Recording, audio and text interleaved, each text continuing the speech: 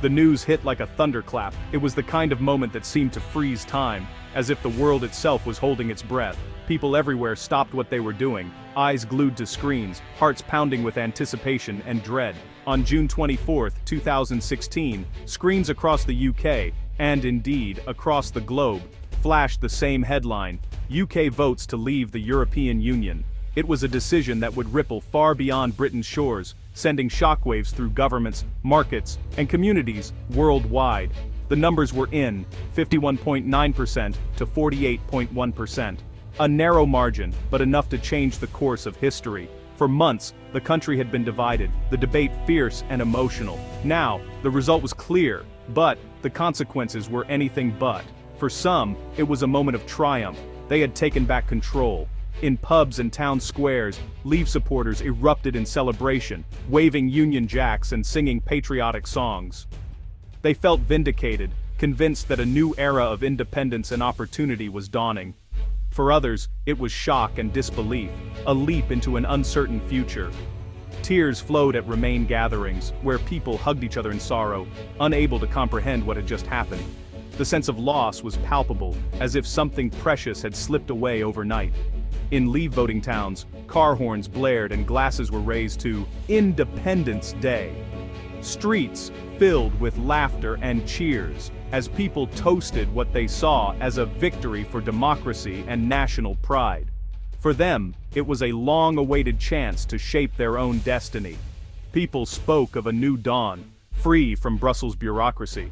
They imagined a Britain that could make its own laws, control its own borders, and forge its own path in the world. Optimism was in the air, mixed with a sense of relief that the long, bitter campaign was finally over. They believed they'd reclaimed sovereignty and identity. For many, the vote was about more than politics. It was about belonging, about feeling heard after years of frustration. The slogan, "Take back control," echoed through the streets, a rallying cry for those who felt left behind. But nearly half the country felt dread and loss. For them, the result was a rejection of openness and cooperation, a step away from the shared values and opportunities that came with EU membership. The future suddenly seemed smaller, more uncertain. In London, Scotland, and Northern Ireland, the mood was somber. These places had voted overwhelmingly to remain, and now faced the prospect of being pulled out of the EU against their will. The sense of division was stark, the wounds deep. People stared at their phones, hoping the result would change. Social media exploded with disbelief, anger, and confusion. Rumors swirled, petitions circulated, and many clung to the hope that something, anything, might reverse the outcome. It felt like a breakup, not just with a continent, but with a shared future. Families sat in silence over breakfast, struggling to find words. Friends who had campaigned on opposite sides now found themselves on opposite sides of a widening chasm. The dream of a united Europe suddenly felt fragile. Decades of cooperation, travel, and shared identity seemed to hang in the balance. For many, the vote was not just political, but deeply personal, a question of who they were and where they belonged. The division was immediate and raw. Families and friendships split. Arguments erupted in homes and workplaces, on social media and in the streets. The referendum had not just divided a nation, but fractured its very sense of self. The country felt like two nations on one island, each looking at the other with confusion and betrayal. Old alliances were tested, and new lines were drawn. The sense of unity that had once defined Britain seemed to vanish overnight. The vote hadn't settled an argument. It exposed a wound, festering for decades. Questions about identity, sovereignty, and belonging had been simmering beneath the surface, and now they erupted into the open, demanding answers. The UK had made its choice, but revealed a painful truth. It was a nation at war with its own identity. The struggle between past and future, between tradition and change, was now impossible to ignore. Unity was the first casualty. Communities that had once stood together now found themselves divided, unsure how to move forward. The sense of loss was profound, and the path to healing uncertain. The world watched, wondering what would happen next. Allies and rivals alike tried to make sense of the decision, speculating about its impact on trade, diplomacy, and the very idea of Europe itself. The story of Brexit had only just begun. As the sun rose over Parliament, a new chapter in British history was unfolding.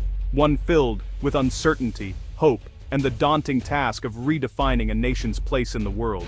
After the vote, uncertainty gripped the nation. The government, which had campaigned to remain, was paralyzed. Prime Minister David Cameron resigned, leaving a leadership vacuum. The ship of state was rudderless, drifting into uncharted waters. Financial markets reacted instantly. The pound plummeted, billions wiped off company values. The chaos threatened pensions, savings, and economic stability.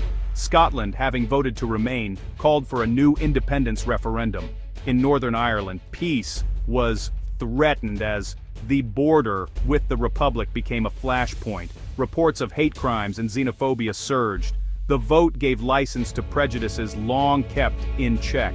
The United Kingdom felt less united than ever. A collection of resentful factions glaring across a new divide. To understand Brexit, you have to look beyond trade and regulations. For millions, it was a decision made with the heart, a cry from communities left behind by globalization. The EU became a symbol for lost jobs, decaying towns, and distant elites. Decades of tabloid stories painted the EU as meddling and foreign. Immigration was the emotional core of the Leave campaign. The promise, take back control of borders, laws, and identity. For many, warnings from experts only fueled their resolve. The vote was a rebellion against the status quo, a hope that smashing the system might bring something better. Brexit was born of frustration, nostalgia, and a desperate desire for change. The Leave campaign mastered simple, powerful promises. The Red Bus Pledge, $350 million a week for the NHS. It turned a complex issue into an emotional choice. Us versus them. Promises of regained sovereignty and restored democracy struck a deep chord. The EU was painted as a straitjacket. Leaving meant freedom. Global Britain would strike new trade deals and unleash prosperity.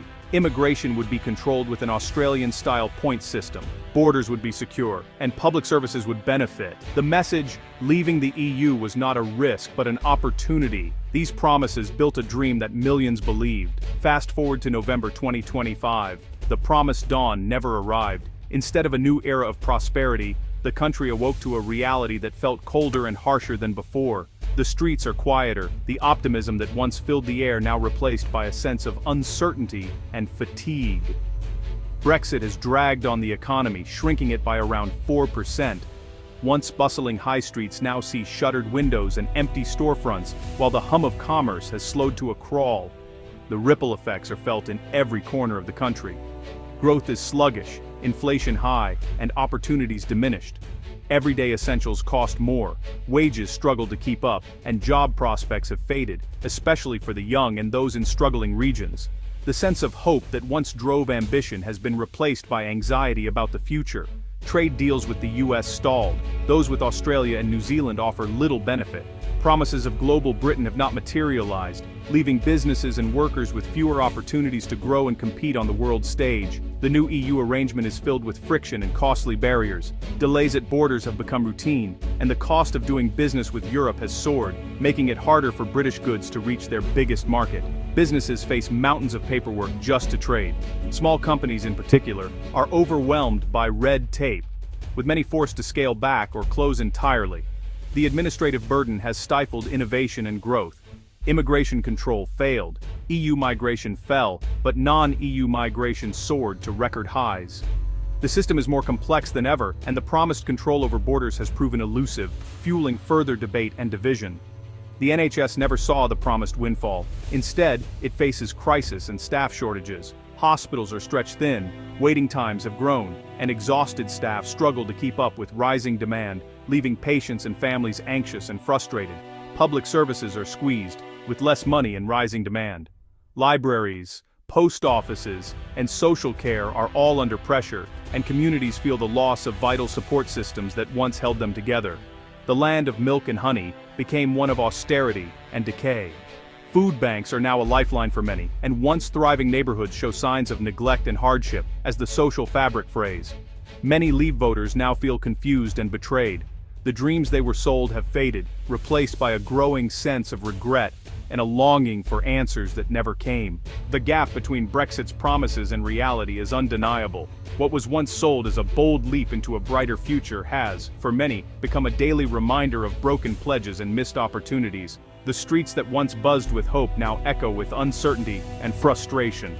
The famous claim that leaving the EU would free up $350 million a week for the NHS was, in the end, a fantasy. Instead of a windfall, the health service now faces deeper funding cuts, chronic staff shortages, and longer waiting times. Nurses and doctors are stretched thin and patients feel the strain. Ending free movement was meant to give Britain control, but it backfired. Key industries, like agriculture, hospitality, and manufacturing, lost vital workers almost overnight. Ironically, net migration has hit record highs as new visa systems struggle to fill the gaps. British citizens, once free to live, work, and retire anywhere in Europe, now face barriers and uncertainty. Dreams of a life abroad have become tangled in red tape and lost opportunities. The fishing industry, once a powerful symbol of Brexit sovereignty, is now drowning in red tape and export delays. Promises of prosperity have given way to frustration as catches rot on docks and markets are lost. Small businesses, the backbone of the UK economy, now struggle with new trade barriers, customs checks, and endless bureaucracy. Many owners spend more time on paperwork than on growing their businesses. Faced with mounting costs and uncertainty, many have stopped exporting to Europe altogether or have moved their operations abroad in search of stability and growth. The promised bonfire of red tape has instead become a mountain of paperwork. Every shipment, every contract, every deal now comes with new forms and new headaches. The economic boom that was promised never arrived. Instead, British enterprise is choked by complexity, confusion, and a sense of missed potential. The reality is a far cry from the dream. For many, the ghosts of promises past linger on every street, in every business, and in every conversation about what could have been. Britain's relationship with Europe was always uneasy. The UK joined the European project late, out of necessity, not idealism. Opt-outs and skepticism defined its membership. Decades of tabloid myths painted the EU as meddling and absurd. Positive aspects of membership were taken for granted. Negatives were magnified. Many voted against a caricature, not the real EU. Politicians blamed Brussels for unpopular policies, fueling distrust. The blame Brussels culture eroded public confidence.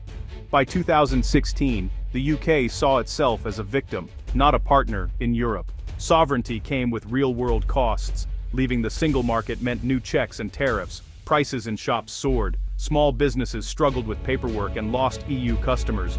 Thousands stopped exporting, stifling growth. Personal freedoms vanished. No more automatic right to live, work, or study in the EU. Young people lost opportunities like Erasmus. Professionals faced new barriers to working abroad. The world became smaller for millions. Brexit reignited the Scottish independence movement and destabilized Northern Ireland. The act of leaving one union strained the survival of another. The quest for unity deepened the UK's fractures. By late 2025, Brexit is everywhere. Most Britons now believe leaving the EU was a mistake. Many former Leave voters are disillusioned by Brexit's reality. The grand promises have faded, replaced by economic decline and daily hassle. Political leaders avoid the topic, fearing to reopen old wounds. The nation is stuck in limbo, with a vast gap between public opinion and politics. The path back to the EU is uncertain. Would Europe even want the UK back? Rejoining would mean tough terms the UK once rejected. The country faces a choice: try to make the best of Brexit, or begin another decade of soul-searching. The story of what Britain lost, and what it might regain, remains unwritten.